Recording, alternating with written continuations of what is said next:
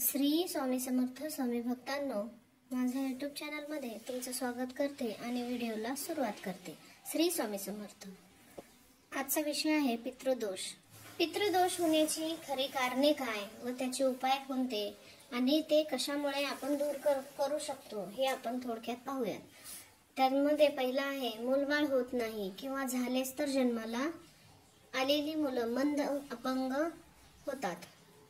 बरेचदा मूल जन्माला येताच मरते। दुसरा आहे नोकरी व्यवसाय उद्योगधंद्यात नुकसान होते।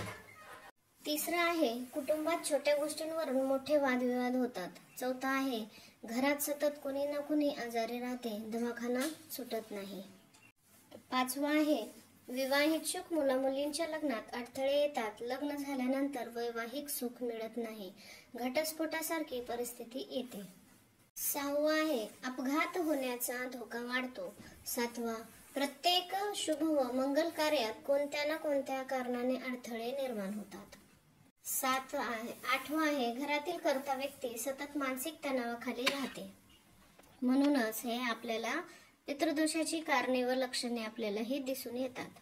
पितृदोष का लागतो? पितृदोषाची कारणे घरातील एखाद्या व्यक्तीच्या मृत्यूनंतर त्यांचे अंतिम संस्कार व्यवस्थित न झाल्यास किंवा अकाल मृत्यू झाल्यास कुटुंबाला पितृदोष लागतो। पितृदोष पिढ्यानपिढ्या चालू राहतो, यामध्ये काही आपल्याला थांबू शकत नाही। पितृदोष पिढ्यानपिढ्या चालतो। पितृदोष घालवण्यासाठी कोणते उपाय करावे? पितरांचे फोटो घरात दक्षिण भिंतीवर लावावे, त्यांना रोज फुलांचा हार घालून स्मरण करावे। दुसरा आहे पिंपळाला जल, फुले, अक्षत, दूध, गंगाजल आणि काळे तीळ अर्पण करून पितरांना मोक्ष मिळावा म्हणून प्रार्थना करावी।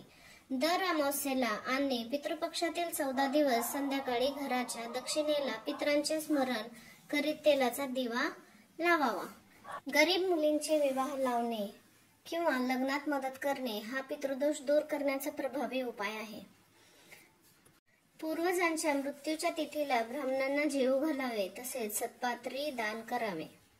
प्रिय दर्शक हो, हिंदू धर्मातील प्रथा परंपरा धार्मिक माहिती आपल्यापर्यंत सातत्याने पोहोचवण्याचे कार्य गेल्या कित्येक दिवसापासून मी करत आहे। आम्हाला मदत म्हणून व्हिडिओला लाईक आणि व्हॉट्सअपला फेसबुकला अधिकाधिक शेअर करावा ही विनंती।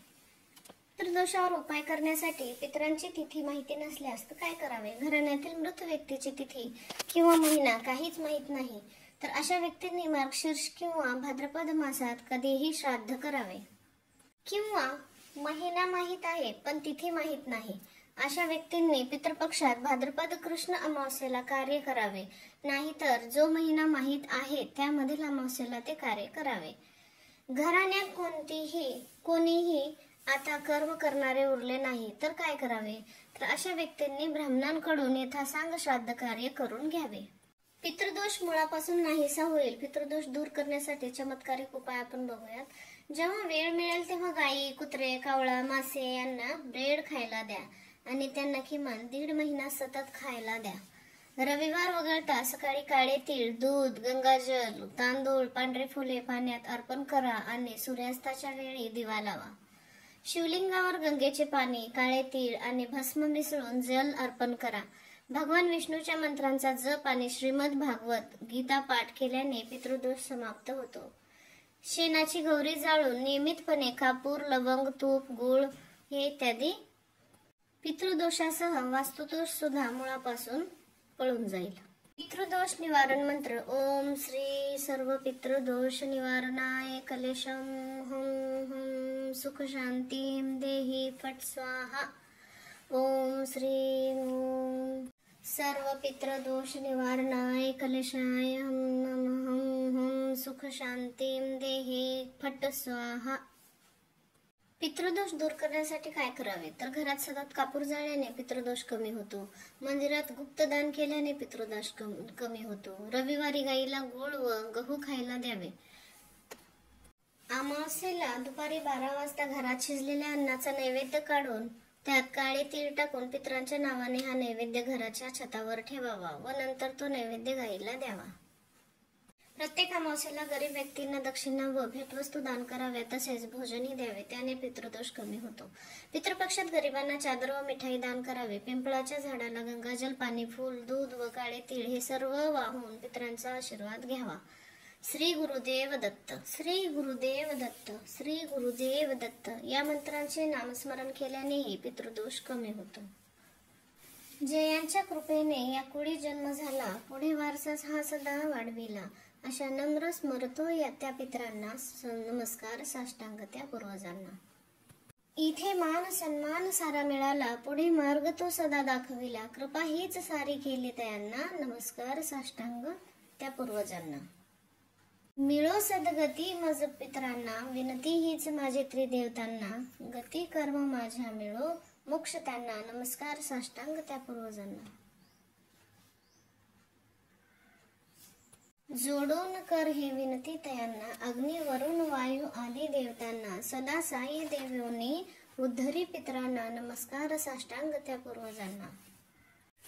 वसु रुद्र दित्य स्वरूप पितरांना, सप्तगोत्रे एकोत्तर दशताब्दी कुलांना, मुक्ती मार्ग द्यावा उद्धरून त्यांना, नमस्कार साष्टांग त्या पूर्वजांना.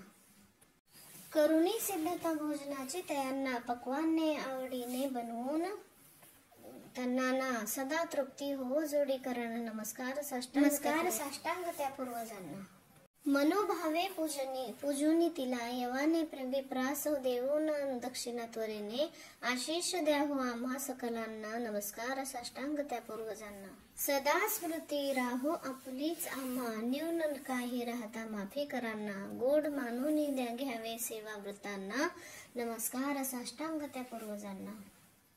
माझ्या चॅनलवर जर नवीन असाल तर अशाच नवनवीन व्हिडिओसाठी माझ्या चॅनलला लाईक करा, शेअर करा आणि सबस्क्राईब करा. धन्यवाद.